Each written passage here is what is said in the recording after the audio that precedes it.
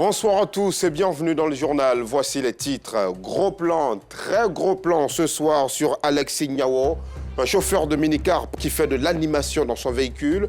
Les passagers sont informés des conditions dans lesquelles se déroulera le voyage et ils sont aussi instruits sur le film et même la musique qui est jouée dans le véhicule. Reportage à suivre. Hors de nos frontières, aux États-Unis, 18 personnes sont mortes et 13 ont été blessées dans la tuerie de masse qui a endeuillé hier soir la petite ville de Lewiston dans le nord-est du pays.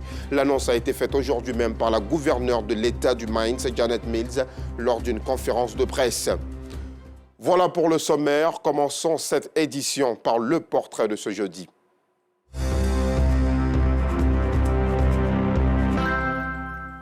C'est un chauffeur de minicar pas comme les autres que nos équipes ont découvert durant le trajet Abidjan-Yamoussoukro. Alexis Nyawo, de son vrai nom, est chauffeur et en même temps animateur. Dans son car, le conducteur a développé une forme de communication très intéressante au volant de sa voiture. Il entretient ses passagers sur la société qu'il emploie, parle de la limitation de la vitesse et des bonnes attitudes à adopter pour la sécurité de tous. Et plus surprenant encore, vous le verrez, Alexis commente la musique qui est diffusée dans le véhicule. Une belle ambiance en voiture d'Abidjan à Yamoussoukro, filmée et commentée par Théodore Zouzou, Gilles Tonien, Clément Boko et Seydou Ouattara. Il est 6h30 à la gare routière de cette société de transport dans la commune de Yopougon, quartier BAE. Dans cette pièce réservée aux machinistes, Alexis Nyawo s'apprête à débuter sa journée de travail. Pour lui, l'habit fait le moine. Les passagers que nous transportons, c'est des personnes respectées. Toi-même d'abord, le conducteur ou bien machiniste ou bien chauffeur, il faut être présentable pour que tes passagers te respectent. Nous portons les vestons pour plaire aux passagers. Le natif de Bangolo apprête également sa valise pour ses 4 jours de travail dans la semaine. C'est ce matin que je devais monter, donc depuis hier, voilà, je suis venu ici pour effectuer mon voyage de 7h30. Quand je me réveille, je dois d'abord contrôler mon véhicule avant de venir me laver. Dans cette compagnie, tu peux habiter à Korogo, Man pour travailler parce que tu viens pour tes 4 jours de service et tu rentres chez toi à la maison pour tes 4 jours de repos. Donc cette valise contient non seulement la couverture de mon matelas et moi-même ma couverture et mes vestons. Le chef de gare rencontré donne une idée des qualités de ce chauffeur qui s'apprête pour Bouaké. C'est un véritable plaisir pour moi de parler de Alexis Nyawo.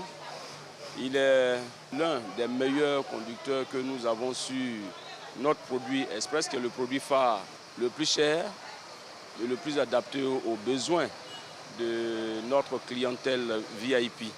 Et parmi les règles pour accéder à ces fonctions de conducteur de car VIP, il y a le style vestimentaire, il y a la courtoisie, il y a une certaine disponibilité du conducteur qui est demandée vis-à-vis du client. Et chaque fois, Nyawo n'a pas hésité à nous surprendre.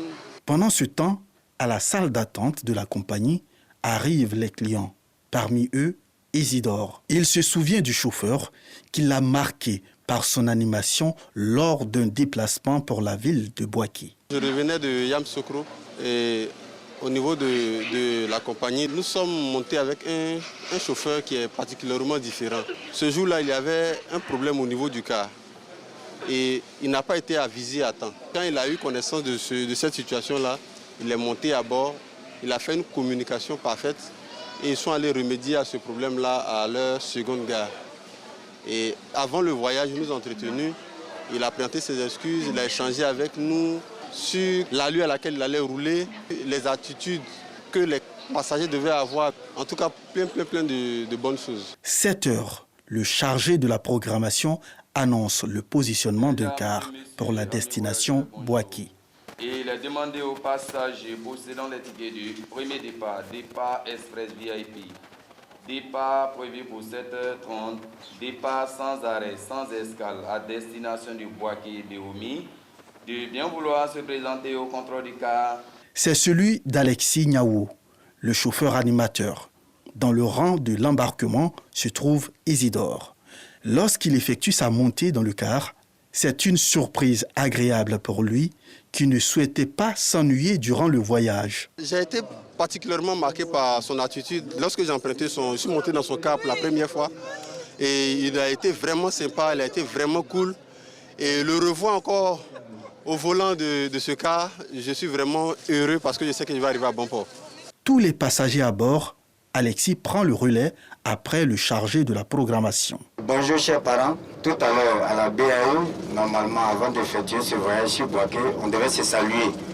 Mais comme vous étiez occupés à ranger vos bagages dans les coffres et à la montée du car, on n'a pas eu le temps de se saluer. Je vous dis une fois encore bonjour. Voilà, celui-là même qui vous parle, c'est votre aimable conducteur, machiniste, chauffeur pour certaines personnes du nom d'Alexis Niao. Alexis donne les raisons de cette communication avec les passagers à bord de son car. Chaque fois, les passagers se plaignaient je dirais sur nous, sur nos collègues, un peu partout. Je me suis dit quoi, pourquoi ne pas aller vers ces passagers-là, échanger avec eux. Peut-être que voilà, ils seront contents de voyager avec moi.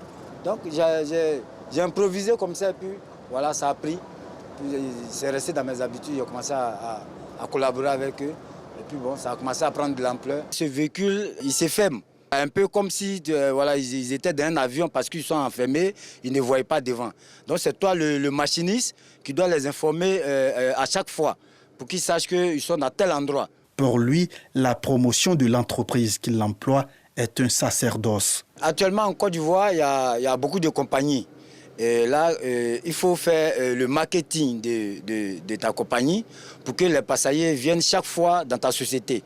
Voilà, donc il faut ambiancer les passagers, il faut leur faire plaisir pour que ces passagers-là reviennent encore. Après la présentation de l'entreprise, il amène tout le monde à prier pour le voyage. Dans ce véhicule ce matin, on est un peu mélangé. Je sais qu'il y a certaines personnes qui vont dire, mais attends, ce conducteur-là, il veut dire quoi par là? Dans le véhicule où nous sommes là, il y a des musulmans, il y a des chrétiens, il y a des communs, même des féticheurs. Mais que chacun fasse prière dans sa langue ou bien dans son ethnie pour que Dieu lui-même prenne la direction de ce véhicule que nous sommes dedans là et qui nous conduise à Boaké à bon port pour que chacun puisse rentrer dans sa famille. Après la prière, le respect de la vitesse admise, du code de la route et la maîtrise du chauffeur sont abordés. Ici, nous avons un appareil qui est installé dans le véhicule qu'on appelle la géolocalisation. Et cet appareil-là, ça nous permet de rouler à une vitesse bien déterminée. Et cette vitesse, c'est laquelle? 90 km à l'heure. Et c'est ce que le gouvernement même a demandé. Quand il dépasse les 90 km à l'heure, il y a un signal sonore dans le véhicule. Et en même temps que ça sonne dans le car, ça sonne sur toutes les tablettes de la compagnie. Et si tu insistes que tu persistes, on te donne une demande d'explication. Quelques minutes après le démarrage, c'est presque à pas de caméléon que le car avance. Une occasion toute trouvée pour le communicateur. Je sais qu'il y a certains passagers qui se demandent mais pourquoi le conducteur est roule comme ça? Il y a un embouteillage immense les parents parce qu'avant d'arriver au péage, nous roulons à sens unique. Vous comprenez, il y a une seule voie. Dans cette attente, un passager frappe à la cabine pour un besoin. À son tour, il se confie. J'avais un besoin pressant, je lui ai expliqué mon problème. Voilà. Il a ouvert, je suis descendu, je me suis soulagé. Et vraiment, j'ai fini, j'ai rattrapé le car. Je ne m'attendais pas franchement à cela. Je ne m'attendais pas là. Vraiment, la courtoisie était de taille. Quelques minutes après le premier péage à Elibou, c'est une autre communication qui est distillée. Nous sommes au carrefour 109. J'ai marqué un arrêt tout à l'heure pour que nous nous soulageons. Donc, dans mon discours, en ce temps, j'ai dit, avant de descendre de ce véhicule-là, descendez avec vos affaires importantes. Le temps ici s'écoule sans que les passagers ne le ressentent. C'est la première fois que cela arrive dans un cas. Je le trouve particulièrement professionnel et on a vraiment l'impression qu'il aime bien ce qu'il fait. Il aime le métier, il le fait de manière sympathique et avec humour aussi, parce qu'il faut être concentré sur le volant, en même temps donner les consignes aux clients et avec un air vraiment d'humour qui plaît particulièrement. Ça, il n'énerve même pas les gens. Ça fait plaisir au contraire. Il ne parle pas avec un ton arrogant ni chose. Pour les habitués, c'est un véritable délice de faire le parcours avec Alexis dans la cabine de pilotage.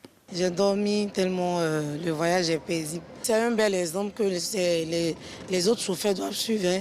L'animateur du voyage est lettré et cela lui permet de respecter le fait qu'il ne doit pas prendre de passagers autres que ceux montés depuis la gare.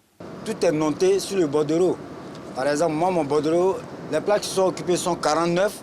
Les 49 sont détaillés ainsi. 7 tickets en ligne. Yamoussoukro, 2 descentes. Thiébissou, 2 descentes. Et ceux qui continuent sur Bouaké, 39. Donc si ce n'est pas lit, vous voyez que les passagers, tu vas les faire traverser. Après l'annonce de l'arrivée à Yamoussoukro, un contrôleur arrête le car. À chaque fois que je le contrôle, il est dans le nombre. À chaque fois qu'on rentre et qu'on contrôle, tout est propre chez lui. À la gare de Yamoussoukro, un arrêt obligatoire. Ceux qui ont pour destination cette ville descendent. Je prends toujours les cars de cette compagnie, donc je suis ravie. Ouais, une très bonne ambiance, tranquille. Le voyage a été agréable. Comme c'est la première fois que moi j'emprunte avec lui, c'est maintenant que je découvre un peu sa manière de faire. Ça m'a plu, c'est plus de sécurité, plus de confort, c'est plus rassurant aussi. Très, très formidable, qu'il continue ainsi. La méthode de ce chauffeur, père de 5 enfants et résident dans la ville de Grand Bassam, permet aux voyageurs d'être moins stressés et d'avoir un voyage agréable. Et c'est justement de cela que parlait le philosophe Confucius lorsqu'il dit, et je cite, « Choisis un travail que tu aimes et tu n'auras pas à travailler un seul jour de ta vie. » Beaucoup de courage à notre très cher ami Alexis Niawo. En ce mois d'octobre dédié à la lutte contre le cancer du sein, les femmes sont sensibilisées et invitées au dépistage. C'était le cas récemment dans la commune d'Anyama, à l'extrême nord d'Abidjan. L'ONG Les Amis Solidaires a offert une séance de dépistage des cancers du sein et du col de l'utérus. Assistant Diarra, Anissette Colomb-Blessing. Aller à la rencontre des femmes de la commune d'Anyama pour les sensibiliser contre les dangers liés au cancer du sein et du col de l'utérus. C'est la méthode choisie par l'ONG Les Amis Solidaires avec le soutien de la Croix-Rouge. L'organisation non gouvernementale a sillonné les marchés d'Anyama avant de se rendre au foyer des jeunes pour des séances de dépistage. On organise pour informer les dames sur l'importance du dépistage et pourquoi il faut se dépister. Il faut se dépister pour découvrir la maladie tôt, parce que le cancer, c'est un tueur silencieux. Très bonne initiative, parce que la femme doit être constamment en bonne santé. Plus la femme est en bonne santé, plus elle s'occupe bien de son homme à la maison. Alors il ne faut pas attendre qu'on soit malade avant de courir voir les médecins. Il faut se faire dépister. Si on sent un petit souci, automatiquement on court vers les spécialistes. Les femmes d'Anyama n'ont pas manqué de saluer l'ONG, Les Amis Solidaires et ses partenaires pour cette initiative. C'est mieux de savoir de quoi on souffre. Donc une fois que vous finissez de faire que le résultat est négatif, ça soulage. J'incite toutes les femmes à venir se faire dépister. L'ONG Les Amis Solidaires entend donc multiplier les séances de dépistage d'ici au mois de novembre afin de combattre les cancers du sein et du col de l'utérus, deux pathologies qui continuent de faire des ravages dans le monde. Puisque nous parlons de la santé, rendons-nous dans le Hambol, au nord de la Côte d'Ivoire, où plus de 800 personnes à Dabakala, Katiola et Fronan ont bénéficié du 15 au 25 octobre de consultations médicales gratuites, une action sociale de l'Église internationale Foursquare de Côte d'Ivoire, en partenariat, vous le verrez, avec des médecins américains. À travers cette caravane de soins, les populations des localités visitées ont bénéficié gratuitement de traitements et de médicaments. Le reportage de Boubacar Silla, commenté par Soro Corona.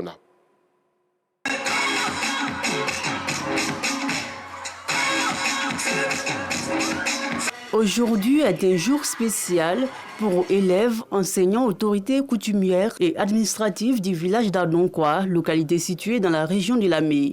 Les élèves de ce village ont bénéficié d'un don de kits scolaires composé de cartables, de cahiers, de boîtes de craie. Cette initiative de l'association Awale Adonkwa Fontané vise à soutenir les parents en cette rentrée scolaire 2023-2024. Nos parents, des fois, ils ont du mal à scolariser leurs enfants. Donc, notre association quand même a décidé de venir faire ces dons aux enfants pour aider les parents. Nous avons 350 cartables, 350 kits de fourniture, 350 aussi cahiers, double ligne, et puis 1200 cartons de craie. Je demande aux élèves de toujours travailler et de s'intéresser à l'école. Une action de portée sociale saluée et encouragée par élèves, parents, enseignants et chefs du village d'Adonkwa. Notre joie est immense ce jour car tous les honneurs nous sont réservés. Maman, mes camarades se joignent à moi pour vous dire merci. Ça représente quelque chose de grand pour nous, voilà. Puisque nous les parents, nous n'avons pas de moyens. Actuellement, mais il y a des enfants, même leurs parents n'ont pas pu acheter même un morceau de crêpe pour les donner. Donc si elle est venue faire ça, vraiment c'est quelque chose de merveilleux. Je lui dis merci beaucoup, parce que c'est un geste qu'elle vient de faire. Comme elle a dit, parmi ces enfants-là, tous seront des futurs intellectuels et ils seront toujours reconnaissants avec elle. Maintenant, à l'endroit de ma population, je leur dis d'être toujours, de bien encadrer les enfants. Les kits qu'on leur a donnés là, on a bien suivi les enfants, avec ça que les enfants puissent étudier et réussir avec ça. Cette cérémonie de distribution des kits et de manuels scolaires, organisée par l'association Awale Adonkwa Fontané, est à sa 3e édition. Vous venez plutôt de voir cette remise de plus de 300 kits scolaires de l'association Awale Adonkwa Fontané, une association qui a donc mené cette action dans le village d'Adonkwa et ceux des villages environnants, c'est dans la région de Lamé. L'action sociale a pour but, comme vous l'avez vu, de soulager les parents d'élèves de la localité en cette rentrée scolaire. Dans le chapitre religion, la communauté musulmane de la mosquée El Hadj Sekou Bamba a procédé le 20 octobre dernier à l'inauguration de sa nouvelle mosquée, un don de El Hadj Sekou Bamba lui-même visant à rapprocher les fidèles de leur lieu de prière, des fidèles qui d'ailleurs, vous le verrez, se sont réjouis de cette action de grande portée sociale, mais aussi spirituelle. Justin Kwasi, Ossitandira. La communauté musulmane du quartier Ananéré, dans la commune de Yopougon, dispose désormais d'une nouvelle mosquée. Ce nouveau temple de prière est un don d'El Hadj Sekou Bamba, un geste qui n'est pas fortuit. Ce qui m'a motivé, la communauté est grande. Donc, il faut faire les points. Quand j'ai eu le terrain, j'ai tourné à côté, je vois qu'il n'y a pas de mosquée. Je me suis dit, si je fais mosquée ici, ça ferait du bien aux communautés musulmanes. Raison pour laquelle j'ai fait la mosquée. Ce sont les sentiments de joie. Puisque c'est un vœu que j'ai émis et Dieu a fait que c'est exaucé. Je suis très content, je suis ému. Ce jour, marquant l'inauguration de la nouvelle mosquée, les fidèles musulmans sont venus nombreux témoigner leur satisfaction. L'inauguration d'une mosquée pour un musulman, vraiment, c'est une très immense joie. Parce que nous connaissons ce que ça représente une mosquée dans la vie d'un musulman. Et le représentateur qui est mon frère, nous devons être heureux de le soutenir parce qu'il a offert ça à la communauté et vraiment c'est une grande œuvre. Alhamdulillah, c'est la joie parce que la commune de Yopougon vient d'avoir une mosquée, en ajouter à leur mosquée, les anciennes mosquées, une mosquée de vendredi, une grande mosquée. Nous disons alhamdulillah, c'est la prospérité de la communauté musulmane. Nous demandons à Allah subhanahu wa ta'ala que cette communauté, qui est la communauté de la musulmane, prospère toujours. Des moments de joie, de partage, mais surtout des prières et de dévotion pour raffermir la foi en Dieu. On pense de pouvoir insérer les pratiques islamiques et les pratiques religieuses que le prophète Mohammed nous a enseignées. Et après cette divulgation, c'est ce qu'on compte à promouvoir cela. À travailler avec toute énergie de pouvoir enseigner les gens à l'islam, les bonnes pratiques de l'islam, l'islam juste. Et pour pouvoir réussir dans cette responsabilité, ça a besoin de beaucoup des évocations, beaucoup de prières. El Hadj Sekou Bamba entend pérenniser ses actions afin de participer au bien-être de la communauté musulmane. Et dans l'actualité internationale, les dirigeants européens réunis en sommet à Bruxelles peinaient aujourd'hui à trouver une expression commune au sujet du conflit Israël-Hamas, certains insistant sur le droit de l'État hébreu à se défendre et d'autres sur le besoin d'aide humanitaire dans la bande de Gaza. La façon de réagir à l'attaque terroriste du Hamas contre Israël est un sujet qui divise. Les opinions divergent les unes des autres, a souligné à son arrivée au sommet le Premier ministre hongrois Viktor Orbán. Et puis nous vous le disions en titre, 18 personnes sont mortes et 13 ont été blessées dans la tuerie de masse qui a endeuillé hier soir la petite ville de Lewiston dans le nord-est des États-Unis. L'annonce a été faite aujourd'hui par la gouverneure de l'État du Maine, Janet Mills, lors d'une conférence de presse. Je suis profondément attristé de vous annoncer que 18 personnes ont perdu la vie et 13 ont été blessées dans les attaques la nuit dernière. Elle a déclaré cela alors qu'une chasse à l'homme était toujours en cours pour retrouver le tireur. Nous sommes au terme de ce journal. Merci aux équipes techniques et de rédaction. Merci à vous aussi de l'avoir suivi. L'information revient à 12h30 demain. À 19h30, Guy Michel Ablé vous retrouve. Quant à moi, on se dit à très vite.